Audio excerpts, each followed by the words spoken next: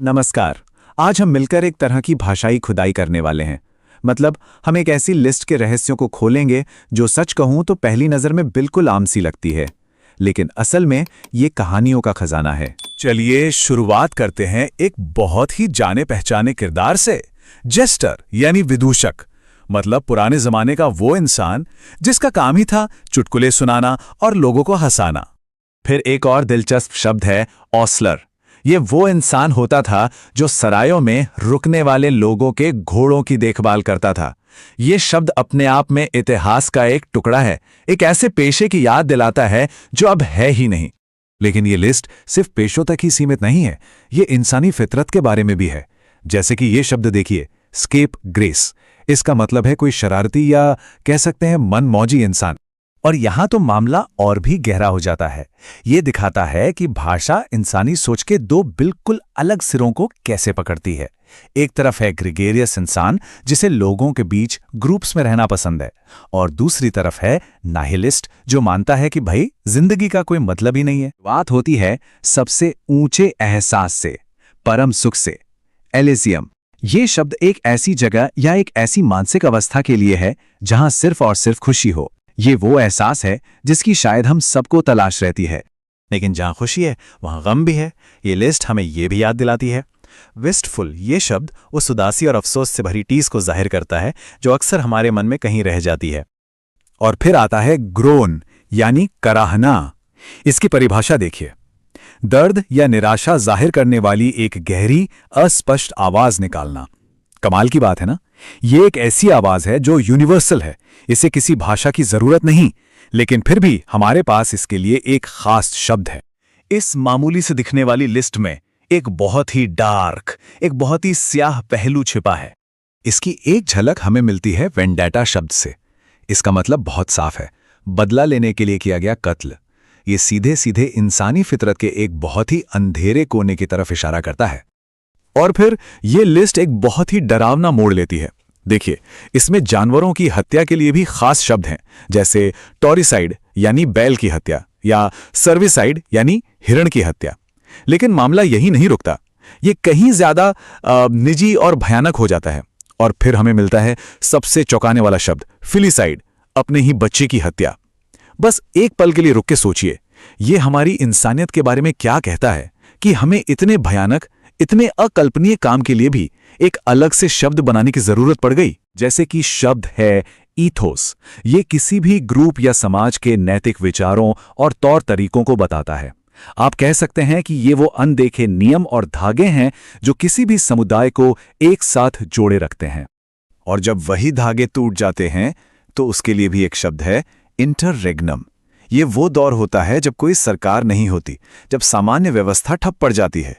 मतलब हमारी भाषा हमें स्थिरता के लिए भी शब्द देती है और अराजकता के लिए भी। सरोगेट। अब इसका मतलब क्या है? सोचिए, जैसे एक वाइस प्रेसिडेंट होते हैं। जब प्रेसिडेंट नहीं होते तो उनकी जगह पर कौन काम करता है? Vice president. वो उनके प्रतिनिधि, उनके सब्स्टिट्यूट के तौर पर काम करते हैं। बस यही है सरोगेट का मतलब, कोई ऐसा जो किसी और की जगह ले। अच्छा, अब इसे याद कैसे रखा जाए? बहुत आसान है। सरोगेट सुनने में सारे गेट जैसा लगता है ना? बस एक सीन याद कर लीजिए। एक बहुत बड़ा इवेंट है और मैनेजर चिल्लाकर कह रहा है, सारे गेट पर अपने अपने प्रतिनिधि खड़े कर दो। तो जैसे ही आप सारे गेट सुनेंगे, आपको तुरंत सरोगेट और उसका मतलब प्रतिनिधि याद आ जाएगा। अब मिलते हैं चैपरॉन से। आपने पुरानी फिल्मों या कहानियों में देखा होगा, एक राजकुमारी या किसी जवान लड़की के साथ हमेशा एक समझदार महिला होती थी जो उसकी देखभाल के लिए, उसकी सुरक्षा के लिए साथ रहती थी। हाँ, तो बस वही जो संरक्षिका या अभिभाविका होती है ना, उसी को कहते हैं चैपरॉन। और इसे याद रखने की ट्रिक तो और भी मजेदार है।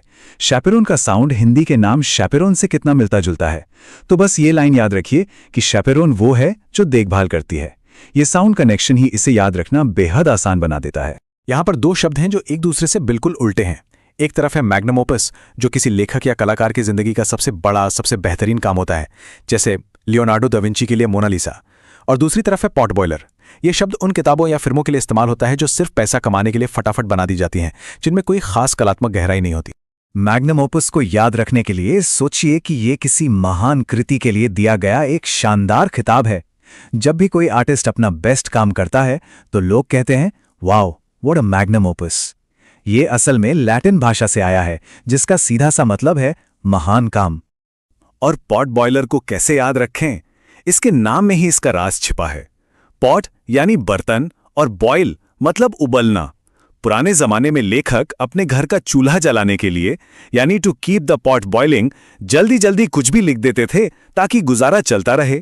तो पॉट बॉयलर यानी वो रचना जो सिर्फ गुजारे के लिए लिखी गई हो। पेनिनसुला यानी प्रायद्वीप। इसे विजुअलाइज करना मतलब मन में इसकी तस्वीर बनाना बहुत आसान है। भारत का दक्षिणी हिस्सा याद है ना, जो 3 तरफ से समंदर से घिरा है। तो बस जमीन का ऐसा कोई भी टुकड़ा जो लगभग एक द्वीप जैसा हो पर एक तरफ से मेन जमीन से जुड़ा हो, उसे पेनिनसुला कहते हैं। और इसे याद रखने का एक बड़ा ही क्रिएटिव तरीका है। पेनिनसुला शब्द को तोड़कर सोचिए, पेन इंसुला। कल्पना कीजिए कि आप एक नक्शे पर पेन से एक इंसुला यानी द्वीप जैसी शक्ल बना रहे हैं जो एक तरफ से जमीन से जुड़ी है। आपका पेन ही आपको पेनिनसुला याद दिला देगा। हमारा अगला शब्द है हार्बर। यह सिर्फ एक बंदरगाह नहीं है, बल्कि जहाजों के लिए एक सुरक्षित पनाहगाह है। एक ऐसी जगह जहां वो तूफान और ऊंची लहरों से बचकर आराम से ठहर सकते हैं। मतलब ये सिर्फ रुकने की जगह नहीं, एक महफूज ठिकाना है। और इसे याद रखना तो बेहद ही आसान है। हार्बर का साउंड हिंदी के हर बार से मिलता जुलता है। तो बस ये सोचिए कि हर बार जब जहाज को सुरक्षा चाहिए होती है, वो हार्बर में ही आता है। हर बार आपको हार्बर की याद दिलाएगा। सिंपल। ये एक बहुत ही मजेदार शब्द है, एनाक्रोनिज्म। ये ग्रीक शब्दों से बना है। एना मतलब विरुद्ध और क्रोनोस मतलब समय। तो एनाक्रोनिज्म का मतलब हुआ समय के खिलाफ। जैसे मान लीजिए कोई राजा महाराजा वाली फिल्म बन रही है और राजा के हाथ में स्मार्ट वॉच दिखा दी जाए। ये एक एनाक्रोनिज्म है, एक टाइमिंग की बहुत बड़ी गड़बड़। इसे याद रखने के लिए कल्पना कीजिए कि किसी ऐतिहासिक फिल्म में एक किरदार है अन्ना। अगर वो अचानक से कोई ऐसी बात कर दे जो उस जमाने की है ही नहीं, तो डायरेक्टर कहेगा, अन्ना ये क्या कर रही हो? ये तो एनाक्रोनिज्म है। अन्ना की समय वाली गलती आपको ये शब्द हमेशा याद दिलाएगी। और हमारा आखिरी शब्द है मोडस ऑपरेंडी। ये एक लैटिन फ्रेज है जो आपने जासूसी कहानियों या क्राइम शो में जरूर सुना होगा। इसका मतलब है किसी का काम करने का खास तरीका, उसका सिग्नेचर स्टाइल, एक पैटर्न जिसे वो बार बार दोहराता है। इसे याद रखना सबसे आसान है क्योंकि इसका मतलब इसके शब्दों में ही छिपा है। मॉडस यानी मोड या तरीका, और ऑपरांडी मतलब ऑपरेट करने का या काम करने का। तो मॉडस ऑपरांडी का सीधा मतलब हुआ काम करने का तरीका। जैसे कोई जासूस कहता है, चोर हमेशा खिड़की से ही आता है, यही उसका मॉडस ऑपरांडी है। तो आज हमने अपने शब्दों के खजाने में कुछ नए और ताकतवर औजार शामिल कर लिए हैं। भाषा हमें अपने विचारों को बिल्कुल सटीक तरीके से पेश करने की ताकत देती है। तो अब सवाल यह है कि आज आप इनमें से कौन सा नया शब्द अपनी बातचीत या लिखने में इस्तेमाल करने वाले हैं, क्योंकि ज्ञान का असली मजा तो उसे इस्तेमाल करने में ही है।